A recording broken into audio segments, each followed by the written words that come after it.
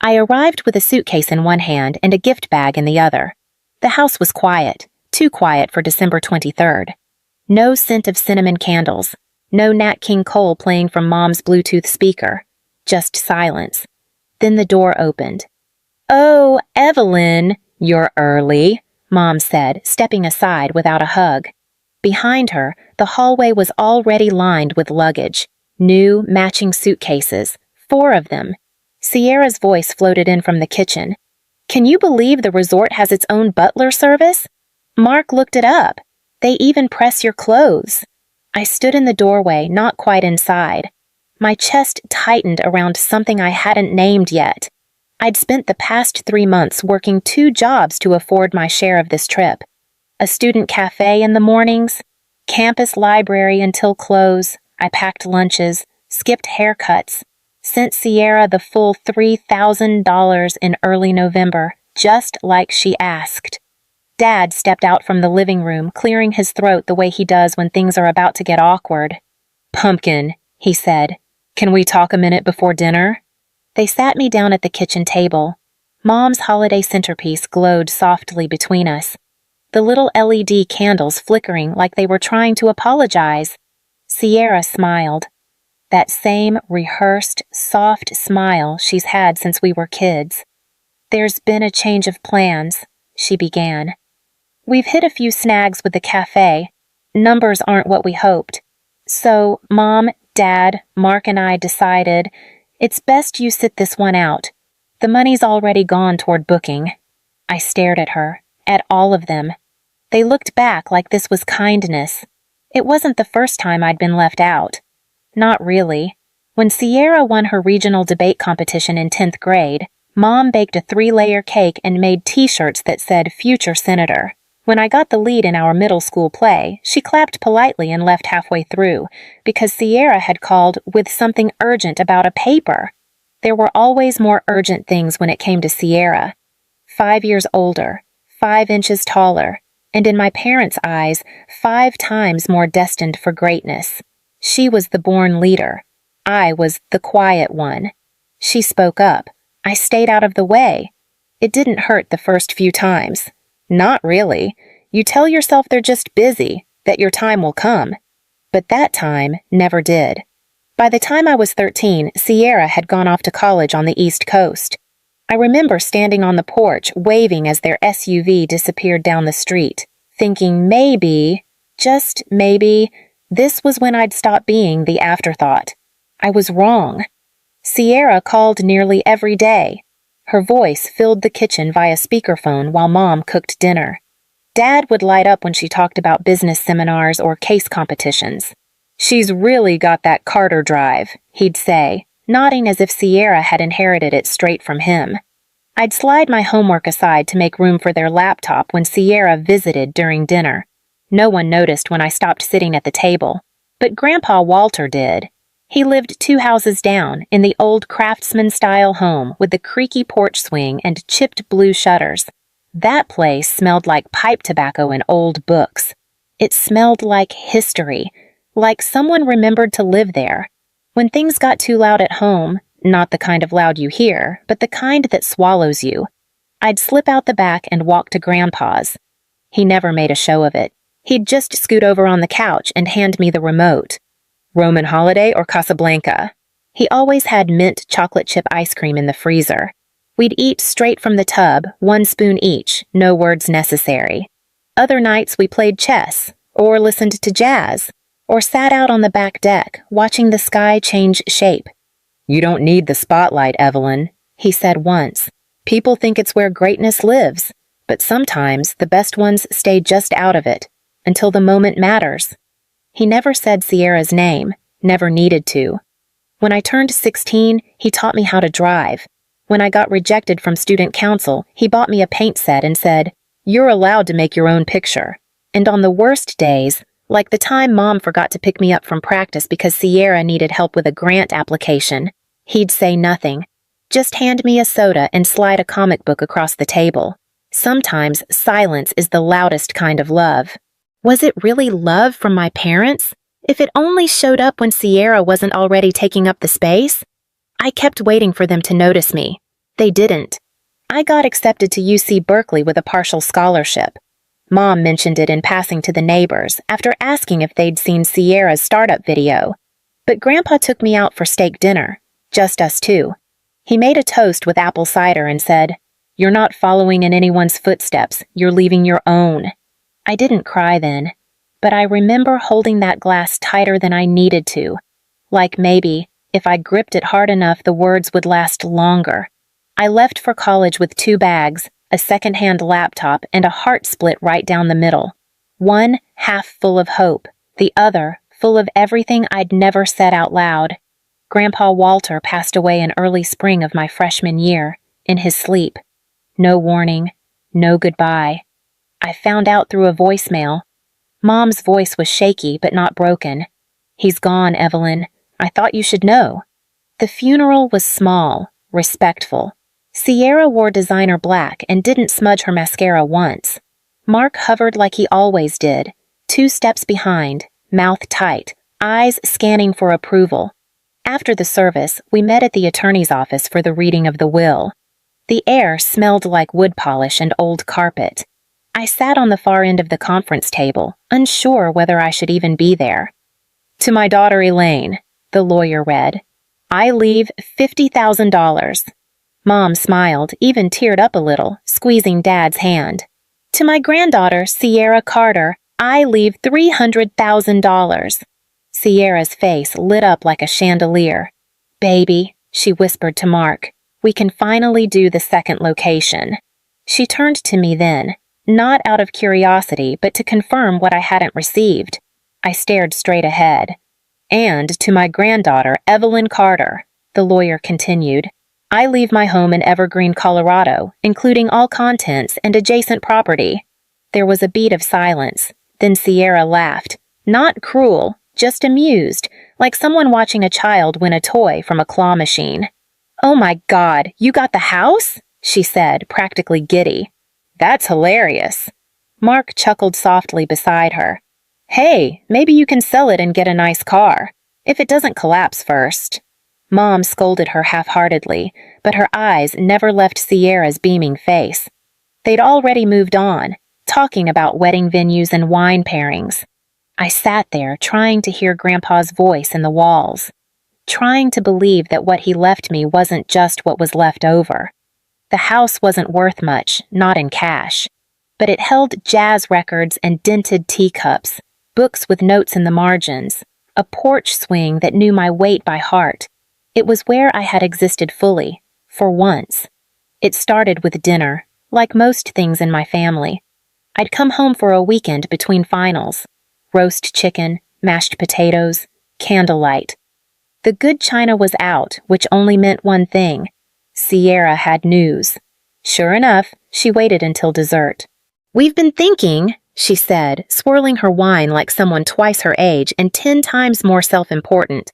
"Now that we're focused on growing the cafe, it'd make sense for Mark and me to move into Evergreen." I paused, fork halfway to my mouth. She meant Grandpa's house. My house. I opened my mouth, but Mom got there first. "Honey, it's perfect timing. You're away at college most of the year, and Sierra and Mark could really use the space." I waited for the follow-up, the courtesy question, but none came. Dad nodded. "They're responsible. They'll take care of it." "And of course," Sierra added, setting her glass down with theatrical care, "we're family. You're not seriously thinking of charging rent, are you?" The room laughed. I didn't.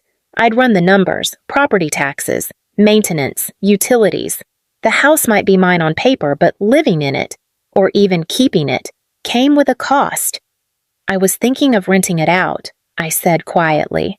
The silence was quick and sharp. Mom sighed, the way she did when I'd bring home anything less than an A. "Oh, sweetheart, why let strangers into Grandpa's space? Family comes first." Mark was suddenly interested in his potatoes again. Sierra smiled, not at me, but past me, as if I wasn't even part of the discussion anymore. That night, I lay awake in my childhood bed, listening to the familiar creak of pipes, wondering how something could be legally mine but emotionally unavailable. I could have said no. I could have told them to find their own place, But what would that have changed? They wouldn't hear me. They never had. I threw myself into work like it might save me. Campus cafe from 6 to 10, 3 classes, 2 labs, library assistant until midnight. I skipped takeout. I skipped birthdays. I sold old textbooks online. And every time I thought about quitting, I pictured myself in the sun, with my family, in St. Bart's. In early November, Sierra texted, "We're finalizing bookings. Need your share today to lock everything in." I wired $3,000 that afternoon.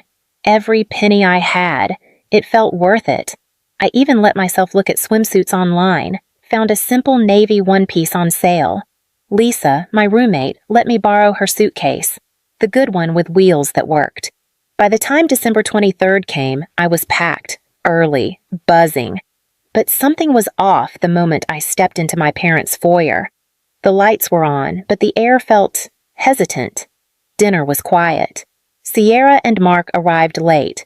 Their coats still smelled like travel brochures. Fake tan, fake pine, fake warmth. When we sat down, Mom passed around rolls like this was just any night. Then Sierra cleared her throat. "We need to talk," she said. Mark didn't look up. Dad sighed like he'd practiced. "The cafe's not doing well," Sierra began. "Margins are tighter than we expected, so after talking it over, we all agreed. You should sit this one out." My fork froze mid-air. "But I paid." "Yes," she said, with the same smile she used when I lost class president in 9th grade. "And that really helped cover deposits." "Thank you." I blinked. "You used my money?" "It's still for the trip," she said. "And you'll have the house to yourself. Some quiet. Catch up on reading." Mom touched my arm like that made it generous. "Family means being flexible, Evelyn." Was it still family if I was the only one ever expected to bend? Nobody said another word. Not about the money. Not about me. After dinner, Sierra went upstairs to pack. I stayed at the table, watching the candles burn low, the wax sliding down like something trying not to cry. On Christmas morning, I smiled. I stood on the porch, coat buttoned, suitcase by my side. They were loading luggage into 2 black SUVs, matching monogrammed tags, new sunglasses, the kind of money that doesn't forget to look expensive. "You've got the keys, right?" Mom called. I nodded. "Water the plants, check the mail." "And turn off the porch lights before bed," Dad added. Sierra leaned out of the window. "We'll send photos, don't feel left out." She laughed like she'd told a joke. I smiled and waved. They didn't look back. The second the SUVs turned the corner, I went inside. Not my parents' house. My house. Evergreen was still. Snow falling in soft, slow flakes. Inside, the air was warm but wrong. Sierra's things were everywhere. Designer coats in Grandpa's closet. Mark's shaving kit on the bathroom sink. Their wedding photo sat where Grandpa's chessboard used to be. I stood there for a long moment, letting the silence return to the room. Then I moved. I started in the bedroom, packed clothes, shoes, skincare, into boxes. Next, the kitchen, espresso machine, imported olive oils, their engagement mugs. I didn't throw anything. I didn't break a single glass. I just removed them, one by one, like someone uninviting guests who overstayed. In Grandpa's study, I found a drawer I hadn't opened in years. Inside, an old photo. Me and him on the lake, fishing lines tangled, both of us laughing like the world didn't exist outside that boat. On the back, in his handwriting, "To Evelyn, the quiet ones always come back stronger." I placed the photo above the mantel, where it used to hang. Then I called a moving company, paid triple for a holiday job. They came, no questions asked. By sunset, everything was boxed and gone. Last stop, the locksmith. He was an older man with salt and pepper hair and kind eyes. "Rough Christmas?" he asked. I smiled. "Just long overdue." He replaced every lock. When he finished, he handed me the new keys. I didn't celebrate. I didn't call anyone. I just sat on Grandpa's old armchair, wrapped myself in the quilt he used to keep by the fireplace, and listened to the creak of the floor settle under only my weight. The first message arrived at 9:12 a.m., then 5 more, then 10, then 50. By noon, my phone was vibrating non-stop. Mom, Dad, Sierra, even Mark. Mom: Evelyn, what's going on? Everything's gone. Please tell me this is some kind of misunderstanding. You've gone too far. Sierra: Are you serious? You had no right. What the hell did you do with our stuff? Mark: Finally. The locks won't turn. Did you change them? You can't just evict family. Each message buzzed like an insect under glass. But I didn't reply. Not at first. By early evening, my call log read 83 missed calls. The last one said, Mom. I picked up. She didn't wait for hello. Evelyn, what is wrong with you? Dad's voice jumped in from the background. You changed the locks? Without even warning us? I sat cross-legged in Grandpa's chair, holding the phone with one hand, steady. Let me talk, I said.